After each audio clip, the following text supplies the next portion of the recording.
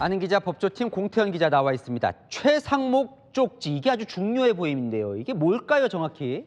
네, 쪽지보단 문건이라고 하는 게 조금 더 정확할 것 같습니다. 쪽지 하면 누군가가 작은 종이에 자필 메모를 한 걸 떠올리기 쉬운데요.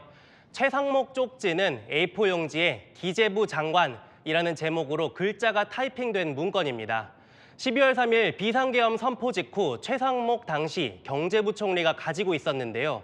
맨 아랫줄에 국가비상입법기구 관련 예산을 편성할 것이란 논란의 문구가 들어가 있는 겁니다. 이 쪽지가 중요하긴 한 것 같아요. 대통령 구속심사할 때 판사도 물어보고 어제 헌법재판소에서도 대통령 상대로 직접 물었거든요. 이유가 있겠죠?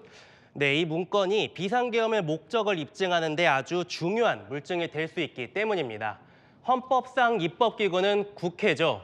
그런데 윤석열 대통령 그동안 야당이 입법 폭주를 해왔다고 주장했잖아요. 비상계엄을 하면 야당이 192석을 차지하는 국회가 아니라 정부가 만든 별도 기구에서 법을 만들 수 있는 겁니다. 결국 이 쪽지 내용이 얼마나 믿을 만한 것이냐에 따라 국회를 마비시킬 의도가 인정될 수도 있는 겁니다. 탄핵 심판은 물론 수사와 재판에서도 내란 목적이 있느냐를 따질 때 중요 쟁점이 될 수 있습니다. 과거 전두환 정권에서도 계엄 선포 후 국가보위 비상대책위원회란 흡사한 기구를 만든 전례가 있습니다. 자, 어쨌건 최상목 쪽지라는 게 있는 건 확실한 것 같은데 지금 정확한 쟁점이 뭐예요, 그래서? 네, 일단 쪽지를 받은 사람, 최상목 대통령 권한대행이죠. 하지만 준 사람이 누구냐, 여기에 대해서 말이 좀 엇갈리는 겁니다. 일단 지난달 13일 최상목 권한대행은 제 이름을 부르더니 참고자료라면서 누군가가 저한테 자료를 줬다, 이렇게 얘기를 했죠. 접은 종이를 줬는데 경황이 없어서 주머니에 넣었다, 이런 말도 했습니다. 윤석열 대통령도 어제 탄핵 심판에 나왔는데요. 문영배 헌재소장 권한대행은 윤 대통령에게 비상입법기구 쪽지를 줬느냐 물었습니다. 윤 대통령은 이걸 준 적도 없고 기사 보고서야 알았다는 입장인데요. 그러면서 이걸 만들 수 있는 사람은 김용현 전 국방장관밖에 없다고 말했습니다. 김 전 장관 측은 이 쪽지에 대해 김 전 장관이 만들었다는 설명을 하고 있습니다.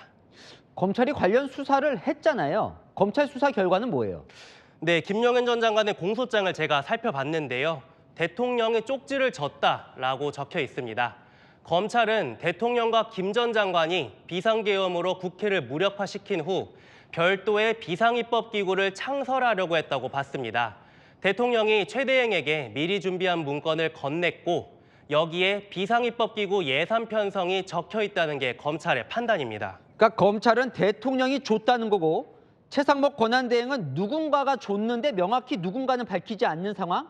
그런데 김용현 전 장관이 만들었다고 대통령은 또 말하고, 야, 이 진실은 결국 대통령이냐 김용현 장관이냐인 것 같은데 내일 두 사람이 만나죠?